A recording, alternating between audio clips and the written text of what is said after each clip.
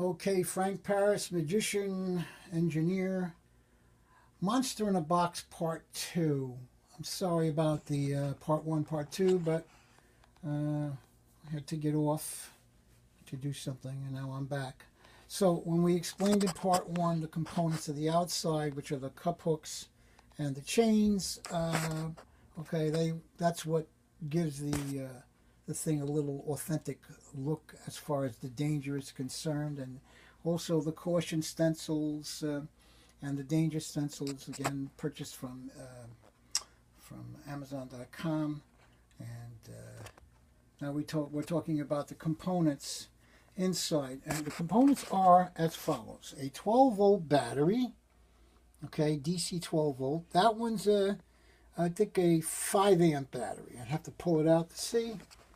I don't remember. Let me just look here. Disconnected here. Hold on a second. Disconnected. I'm trying to hold the mini iPad and the phone at the same time. So this is 12 volts and it is 5 ampere hour battery. Okay, so we can put that back. Let's get these wires out of the way.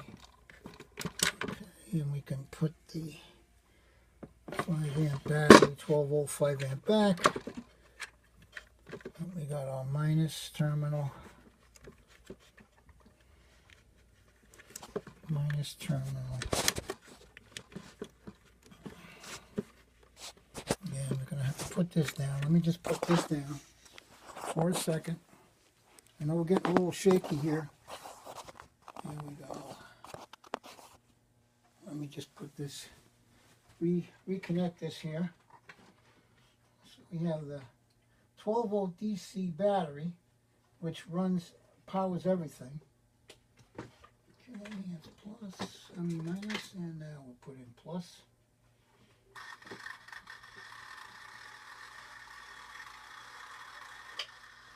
Okay, then you have the Bluetooth speaker. This is the Bluetooth speaker. All right, this is an SK-IVA Bluetooth speaker. Alrighty.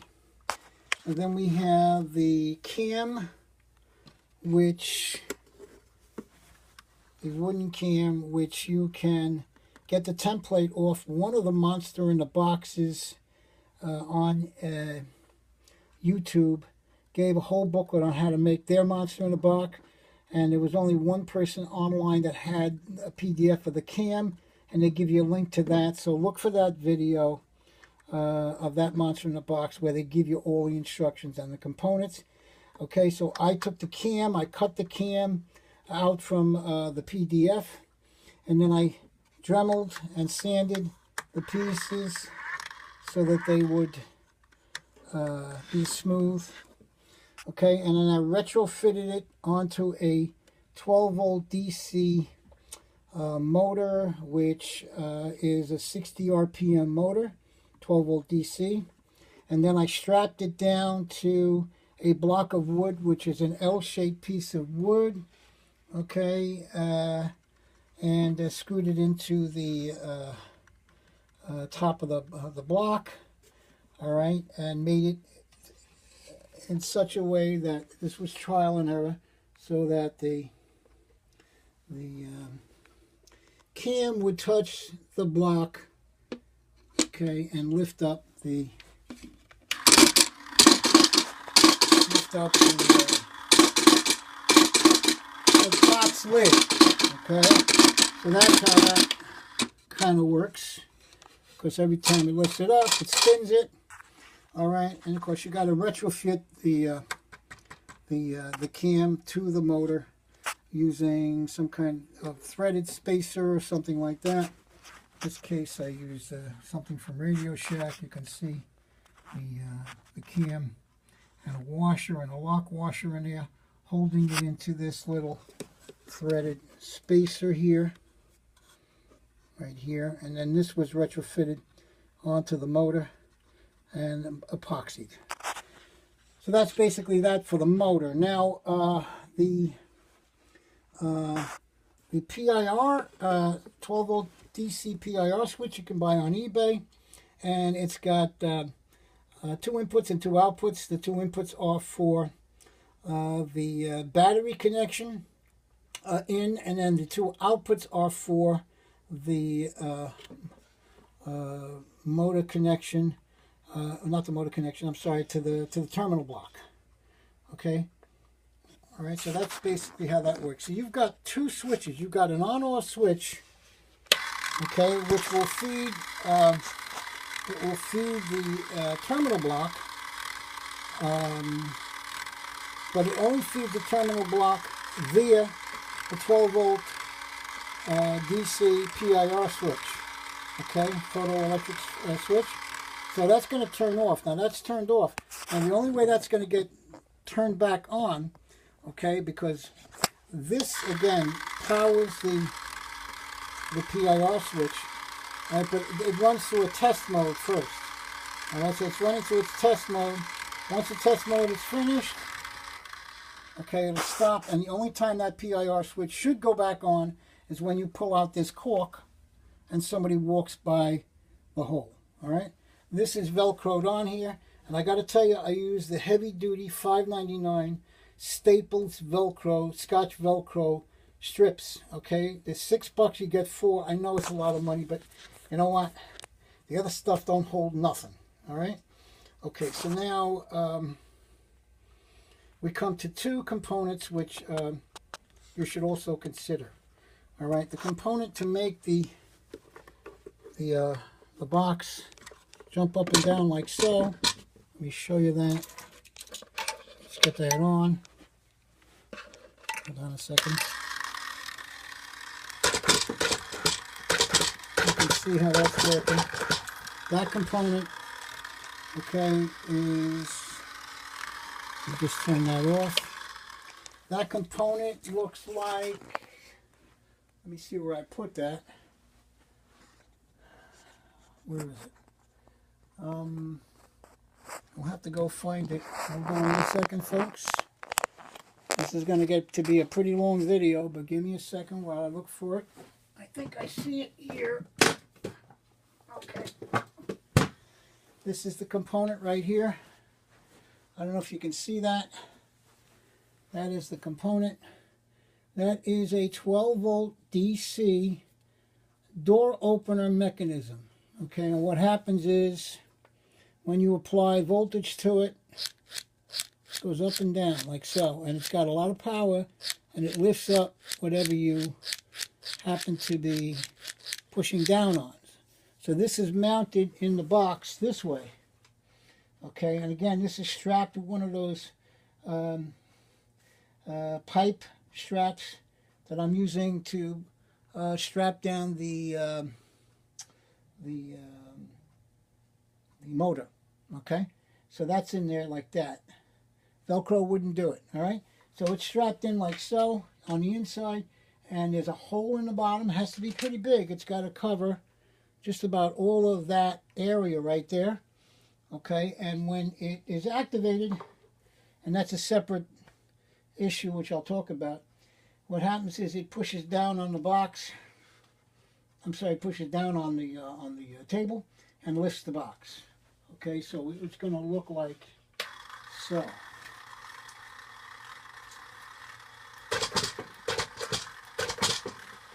Okay, so that's that. Now, you will need this, and you will need a transmitter receiver. I had some 12 volt transmitters and receivers that I bought from Gamma, but they're reverse polarity motor transmitters and receivers. They just happen to work inside the box to activate this thing. Okay, but what you want to really buy, okay, and I'll get that for you. What you really want to buy is you want to get yourself an E-Milo transmitter. E-Milo transmitter. You can see that's the transmitter right there. And then you want to buy an E-Milo receiver. This is the receiver right here. Comes with a nice little housing, which I pulled apart. Pulled apart the housing in order to wire it up. Let me just see here. Okay, here we go. Back here. This is the receiver, and you would wire this into the battery terminal block, and also the remote control door lock lifter, which I just showed you. So you get all this together. It's about I think 14 bucks up on eBay. I mean on Amazon. So you buy those and you wire that in as a separate thing. So when you press the button on the Milo, it's momentary. You press it once and the box is going to jump. If you go 1, 2, 3, 4, okay, it's going to jump 4 times. But you never want to keep it on because all it's going to do is go up and come down. All right, so that's why you're using a momentary switch on this. Okay, so that's the Milo transmitter and receiver. And again, the Milo transmitter and receiver is used to activate the auto lock unlock mechanism. Okay, and this is the receiver that I use. I'm not using a Milo right now. I'm using something else, but I'm going to wire a Milo in there because I need this for something else. Okay, and get that out of here. Now the terminal block, very important, terminal block. Terminal blocks you can buy on eBay. You want to get the terminal block connectors to go with it. Okay, and you're going to cut down the terminal block to the size you need. You got positive and negative, and the terminal blocks take all of the components that you want to activate by remote control. All right, and when it takes all of them, and it allows you to plug them in to the terminal block, and then you have one battery that also gets turned into the terminal, is connected to the terminal block. Okay, so that's it. So the power for the terminal block is activated by turning the back switch, which I'll turn on. That's that back switch. You can see it back there on the bottom. That turns on the power for the terminal block. Got it? That should turn off in a second. Okay, so that turns on everything, the receiver and the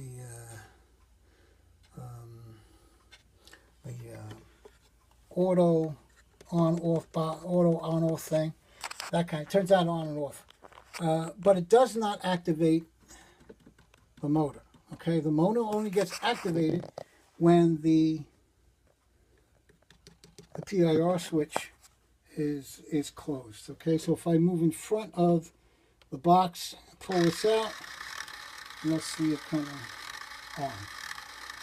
And that'll stay on as long as I'm moving around in front of the box. So when the kids walk by to get their candy, the box is going to get activated.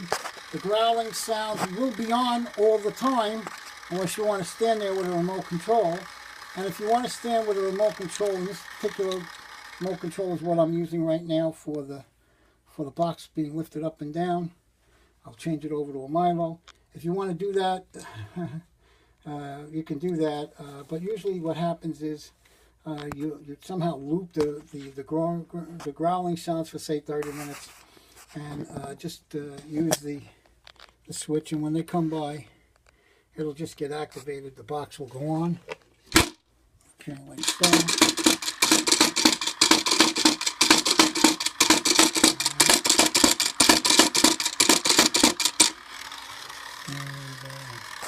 I think that's basically it. Oh, other than the light, I have a super bright LED light wired into the terminal block too. It's on the bottom. Okay, and that's that. That's the whole thing. So it's a terminal block. It's a power, a Bluetooth speaker, a 12-volt 5-amp battery, and any 2, 4, or 6 amp 12-volt DC charger will charge this up. Okay, and you have your 60 RPM DC motor. You have your retrofitted screw, threaded spacer screw, retrofitted to the 60 RPM DC motor, and also retrofitted to the cam. The cam itself, this cam itself, is a PDF online. If somebody wants to ask me where it is, just email me through YouTube, and I'll see if I can find the link, and I'll try to put the link up there. And that's it. You've got your light. You have your transmitter receiver for this guy right here, for this auto lock unlock mechanism, and it's strapped down with another one of those straps like this strap right here. And that's it. That's everything. And good luck building your own. And don't ask me to build one, because I built one and that's going to be it. Now, one other thing I'm going to do, I think, and I'm going to work on it. I don't know why that's doing that. There must be some kind of light coming through that core. The other thing I'm going to do is I'm going to add a vape cigarette mechanism that I saw online, activated by a 12-volt motor, and I'm going to have smoke coming out of the front. Okay, and I'll add that to the remote control, and that's going to be it. And then I'll have a completed, perfectly normal monster in a box. Only I can pick it up like so. I can pick it up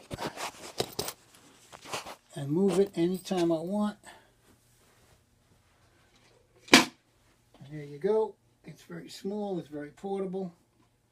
All right, here's my iPhone 7 Plus, so you can see how small it is. All right, and that's it, YouTube fans. My name is Frank Paris, frankparis.com.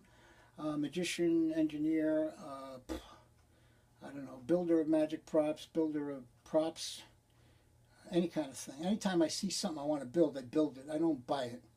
And this is my version of the Monster in a Box. And good luck building yours. If you have any questions, just send me a YouTube email message, and I will try to answer it for you. Thank you so much.